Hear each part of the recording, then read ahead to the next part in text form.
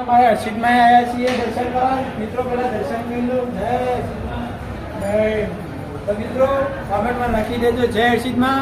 અમારા બાર ગામની મિટિંગ હતી, આ બંધારણ માટે મિટિંગ કરેલી હતી. ચાલો તમને મિટિંગ હતી બતાવીએ. ચાલો